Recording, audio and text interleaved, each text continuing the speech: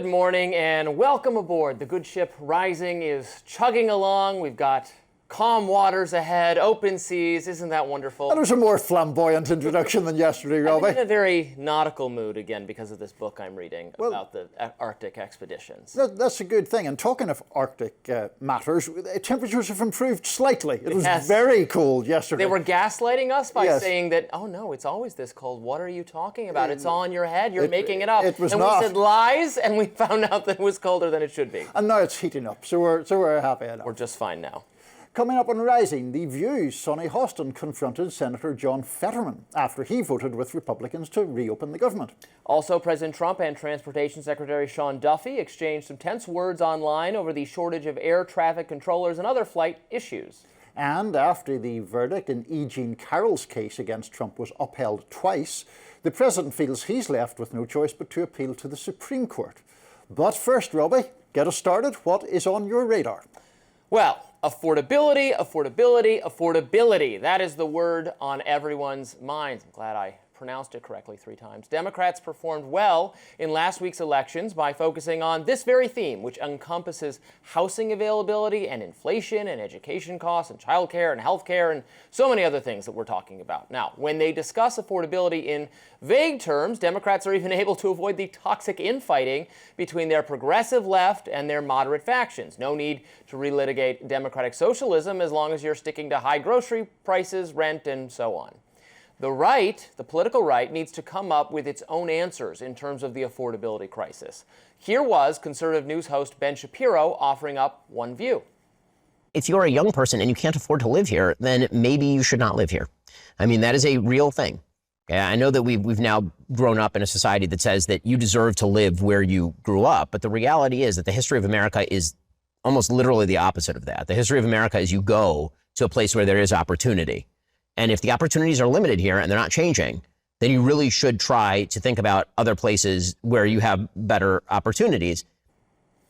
Oh, Ben. Now, I like Ben, and if you've been watching Rising these past 2 weeks, I'm taking his side an awful lot in the so-called Groyper Wars, the Tucker-Fuentes feud, whatever we're calling it.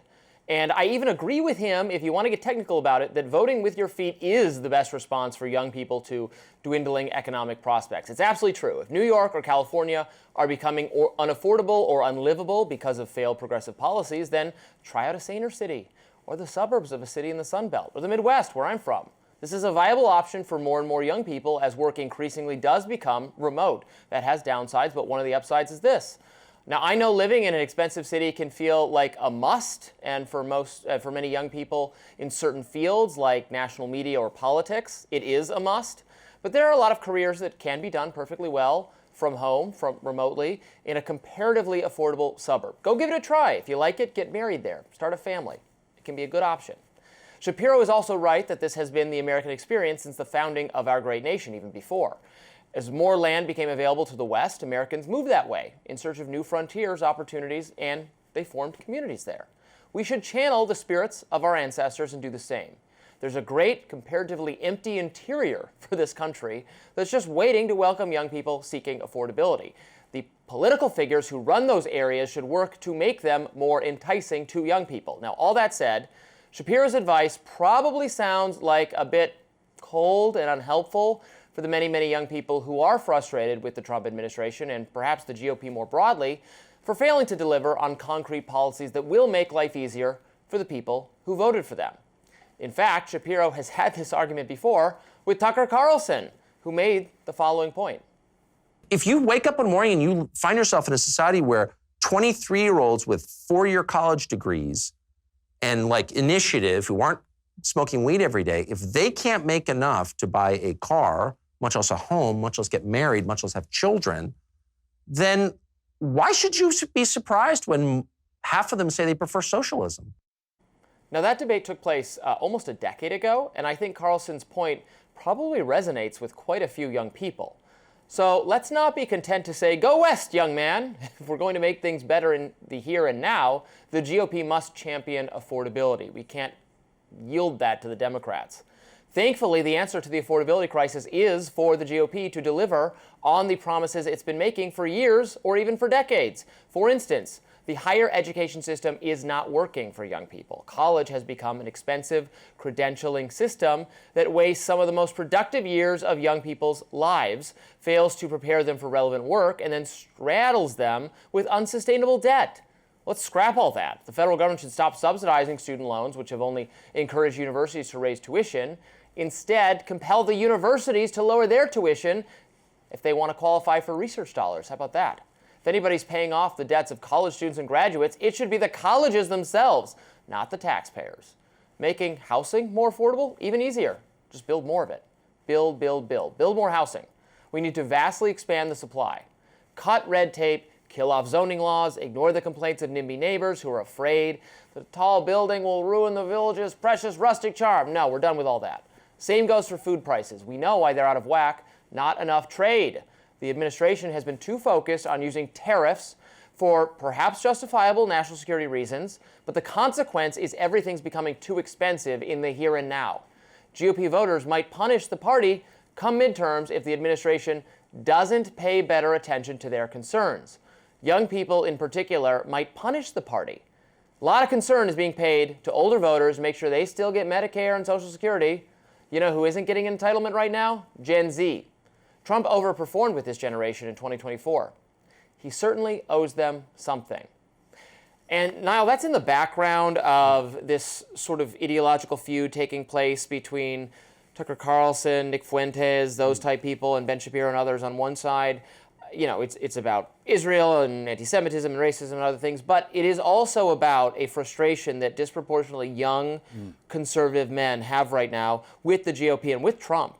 There's a lot less love for Trump fondness for Trump than I remember there being among the Fuentes subset, because they think he's not delivering, the GOP is not delivering their interests, that their economic conditions are still very difficult, even relative to not just we're all suffering, life's hard, but relative to other demographics. So hard to buy a house as a young person, to afford childcare. People are delaying families because they won't be able to afford childcare. They still have debts from student loans. That whole system needs to be scrapped and replaced. It's rapacious. And so I'm urging the GOP to pay a little bit more attention to that. Democrats seem to be coalescing around this affordability idea. It's going to get complicated as their different factions war over what the actual policy looks like. Yeah. But they are talking about it in a way I'm not hearing from Republicans. Yeah, look, I think that obviously the issue of affordability is massive, and we've seen, Zoran Mamdani, who you would obviously disagree with strongly, I would have more sympathy for him, but it was the signature issue in his campaign.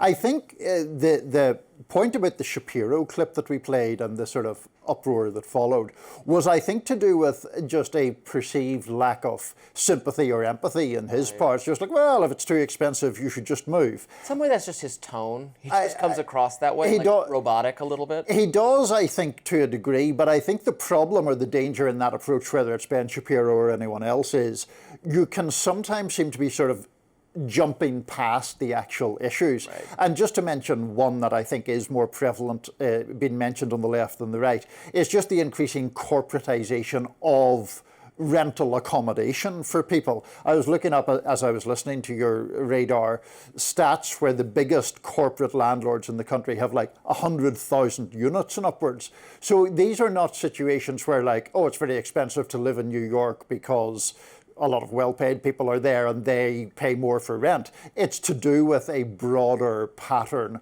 of the nature of the rental market changing. And ProPublica did a big investigation a couple of years ago about those companies colluding to keep rents elevated, which obviously makes it much harder to save to buy for a house if that's your objective. Meanwhile, Trump's best idea on this is a 50-year mortgage. Right. We don't want that. Right. Nobody likes that idea. Lifetime debt. It's just ridiculous. That's more of this same kind of student loan type scam where it sounds good. Oh, I'll pay less per month, but you pay interest. Yep. And so if it's over long, you'll pay more in the fullness of time, and most people don't own a house for 50 years, so you'll own less of the house when you actually go to sell it. You'll have less equity, less profit. That's just a horrible idea. I mean, if people really want it that way and a private lender wants to give it to you, then it's none of my business, but the government shouldn't structure it to be offered. No, and the amount of added interest you pay by expanding the length of the mortgage for an extra 20 years is enormous. We're not talking about like 50 grand. It's like $1 million on the median